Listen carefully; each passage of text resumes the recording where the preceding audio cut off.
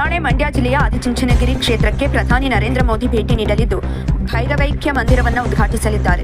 ಮೋದಿಯವರಿಗಾಗಿ ಮೈಸೂರು ಶೈಲಿಯ ವಿಶೇಷ ಗಂಡಭೇರುಂಡ ಲಾಂಛನದ ಪೇಟ ಸಿದ್ಧವಾಗಿದೆ. ಮತ್ತೊಂದೆಡೆ ಕ್ಷೇತ್ರದಲ್ಲಿ ಬಿಗಿ ಪೊಲೀಸ್ ಭದ್ರತೆಯನ್ನು ಏರ್ಪಡಿಸಲಾಗಿದೆ. ಪ್ರಧಾನಿ ಆಗಮನದ ಹಿನ್ನೆಲೆಯಲ್ಲಿ ಇಡೀ ಆದಿಚುಂಚನಗಿರಿ ಕ್ಷೇತ್ರ ಮಧುವಣಗೀತೆಯಂತೆ ಕಂಗೊಳಿಸುತ್ತಾ ಇದೆ. ದ್ರಾವಿಡ ಶೈಲಿಯಲ್ಲಿ ನಿರ್ಮಾಣಗೊಂಡಿರುವ ಈ ಭೈರವೈಕ್ಯ ಮಂದಿರವು ಹಲವು ವಿಶೇಷತೆಗಳಿಂದ ಕೂಡಿದೆ.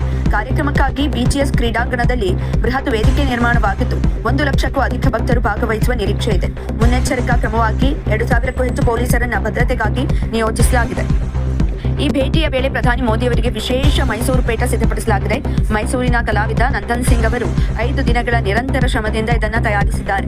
ನಾಲ್ವಡಿ ಕೃಷ್ಣರಾಜ ಒಡೆಯರ್ ಅವರು ಧರಿಸಿದ್ದ ಮಾದರಿಯಲ್ಲಿರುವ ಈ ಪೇಟವು ಬನಾರಸ್ ಬಟ್ಟೆ ಮತ್ತು ಗಂಡು ಬೇರುಂಠ ವಿನ್ಯಾಸದಿಂದ ಕೂಡಿದೆ.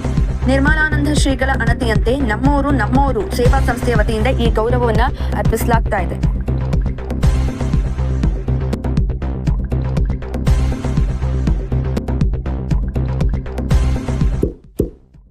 ಇಂತಹ ಇನ್ನಷ್ಟು ವಿಡಿಯೋಗಳಿಗಾಗಿ ಲೈಕ್ ಮಾಡಿ, ಫಾಲೋ ಮಾಡಿ, ಶೇರ್ ಮಾಡಿ.